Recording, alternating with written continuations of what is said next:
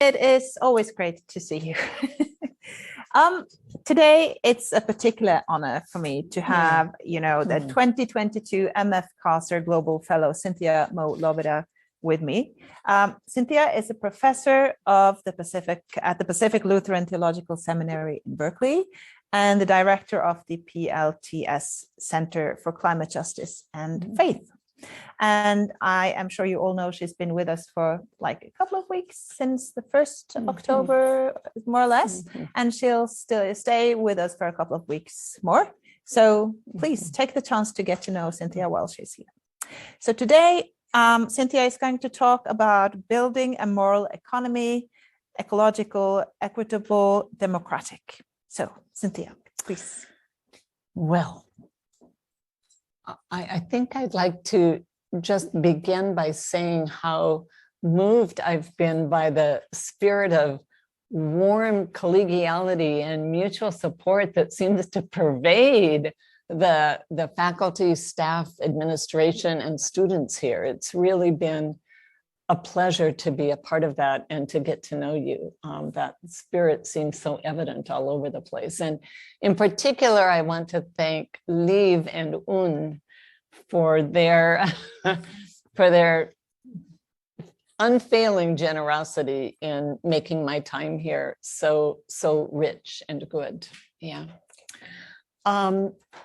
The book that I'm working on while here is actually the introductory volume of a series of 6 books for which I have a contract to create. I will only write the first one and others will create the other 5.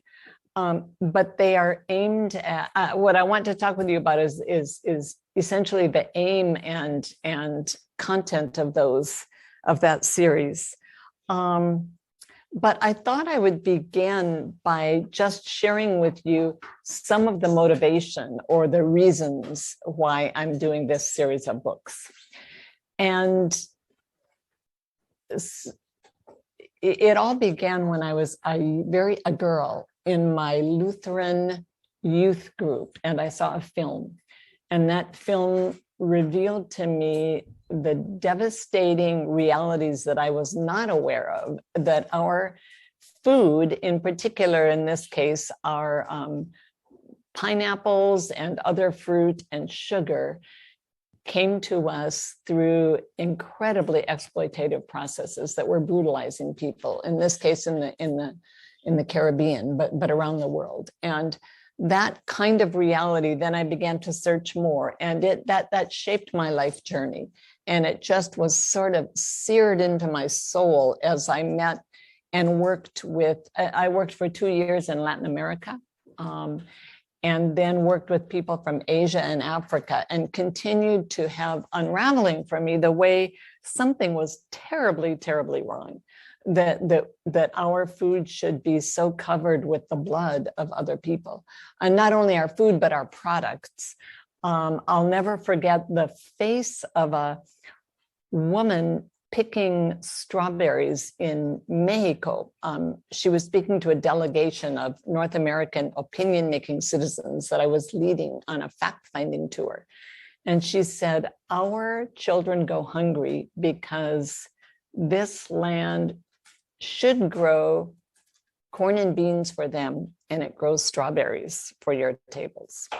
Or John Sobrino. Is anyone familiar with the Latin American? John Sobrino was talking with a small group of people that I had brought to El Salvador.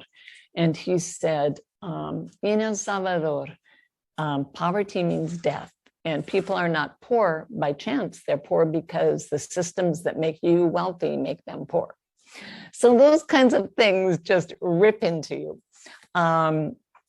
And I began publishing, speaking, teaching, educating myself and others about why we're so locked into this neoliberal global economy that is so exploitative and extractive, and how we can change it.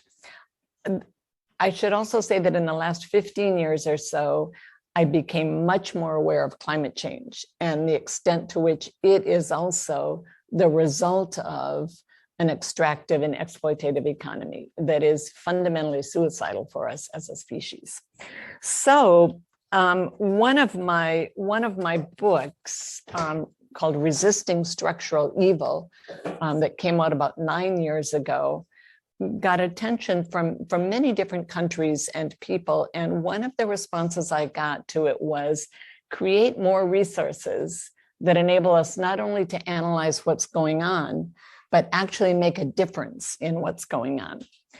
And that has been sitting in me for some time. And about 4 years ago, I began conceptualizing this series that would produce resources to help people be involved in really radically changing the global economy and its manifestations at national levels and local levels, and doing so with a sense of hope and inspiration and tools that are also provided by religion and religious communities.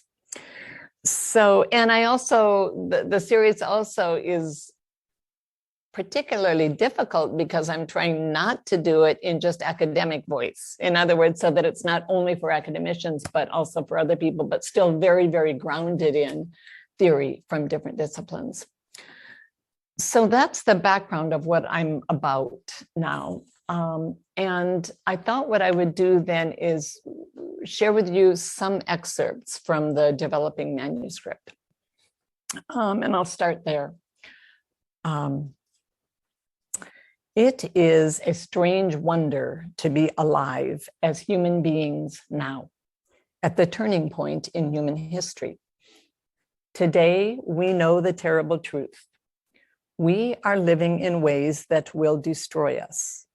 We are a species dismantling the conditions for life in our habitat. All realms of human endeavor, all forms of knowledge and wisdom, be they moral, spiritual, religious, scientific, aesthetic, behavioral, practical, or other, are beckoned to offer their gifts to the great pan-human work of our time. That great work is to forge ways of being human that Earth can sustain and that build equity between and among people. In light of climate change, the first aspect of this great work, creating sustainable Earth-human relations, will require, and here I'm quoting from the Intergovernmental Panel on Climate Change, which is the most respected body of thousands of scientists worldwide working on climate change. They write that dealing with climate change will require, I quote, transforming the world economy on a scale and speed that has no documented historic precedent, end quote. Likewise, social equity requires transition from exploitative, extractive, finance-driven economies that concentrate wealth in a few hands and are primarily aimed at maximizing short-term profit, regardless to the cost of people or Earth. The last 2 decades have seen a vast human uprising, largely unrecognized in mainstream media, at least in my context, around the globe, that cries out for an end to the exploitation of people and lands by corporate and finance-controlled global economics and their manifestations at national and local levels. Hosts of people from all walks of life hunger for a world in which all have food, water, homes, healthcare, and all that is necessary for simple flourishing, and in which Earth's soils, air, fauna, and flora can once again sing a song of life. The challenge is how to get there. Paradox haunts that challenge. On the one hand, countless concerned people, including business people, faith leaders, activists, economists, scientists, farmers, and others, have argued for decades that we must leave behind exploitative, extractive, economic practices, policies, and principles. Yet, at least in the United States, a ubiquitous assumption barricades the way. Pervading the public consciousness is a sense that radical change in economic and financial power structures at the macro level is impossible, especially given the power of oil, which you are well aware of, and other fossil-fueled industries. The economy as we know it is inevitable, whispers convincingly in people's ears. We have no power to rein in the forces behind this wealth-concentrating form of economic life. Indeed, corporate and finance-driven capitalism would have us believe that it is inevitable. How would we produce computers, airplanes, vehicles, enough food and clothing for 9 billion people, medical supplies and systems without it? Simply stated, the paradox is this: the viability of life on Earth, as well as equity among people, require radical economic change. Yet for many people, that change is assumed on an unspoken level to be impossible. A related paradox of knowledge bakes this initial contradiction into the collective psyche. People of relative economic privilege, such as us, need to recognize more fully the extent of climate damage wrought by the economy in order to challenge it. Yet the more people know, the more powerless and hopeless we tend to feel. Indeed, the ironclad grip of global financialized capitalism seems impenetrable, but it is not. That is the premise of this series of books and online tools. Widespread systemic economic change toward more equitable, ecological, and power-sharing economies is not an impossible dream. It is a possible reality now in the making. How do we get there? That is the question we pursue in these volumes and the accompanying web-based resources. The reader will encounter people and groups envisioning and acting toward a new and moral economy. The most vital, overwhelmingly splendid, yet unheard story of the last 3 decades is the vast and multifaceted worldwide movement to build equitable, ecological, democratic economies at local, national, international levels.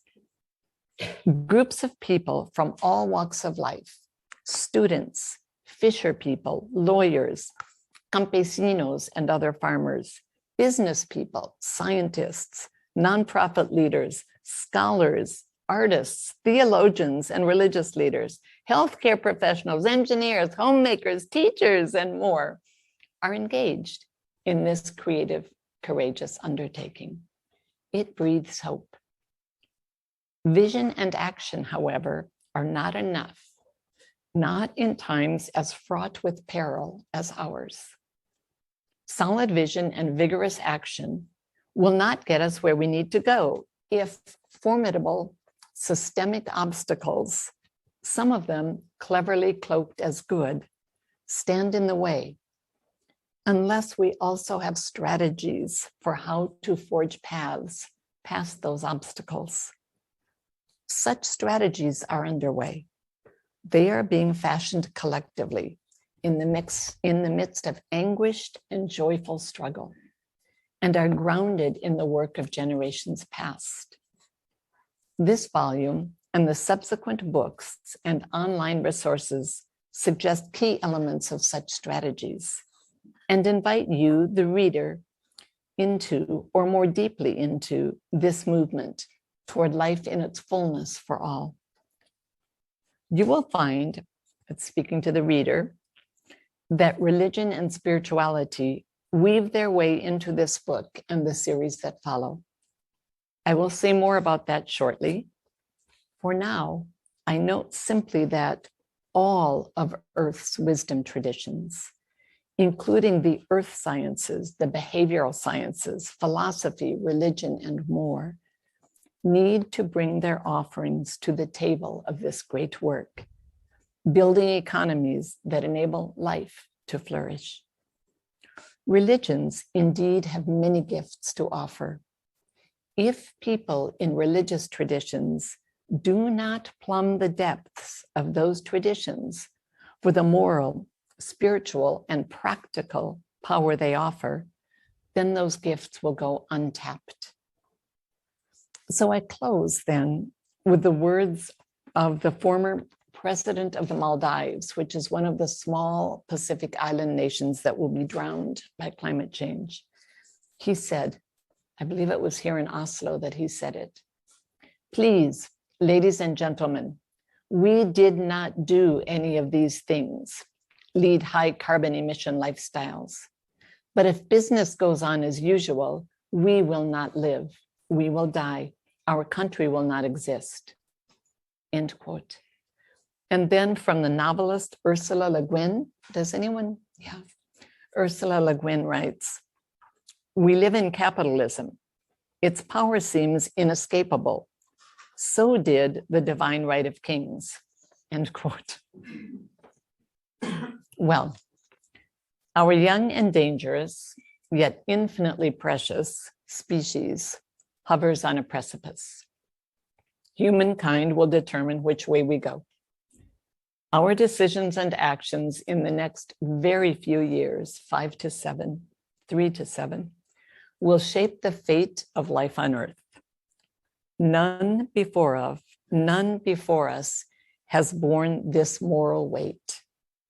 It is a good time to be alive. So thank you. That's just an introduction to the work that I'm about, sitting in office 328 here.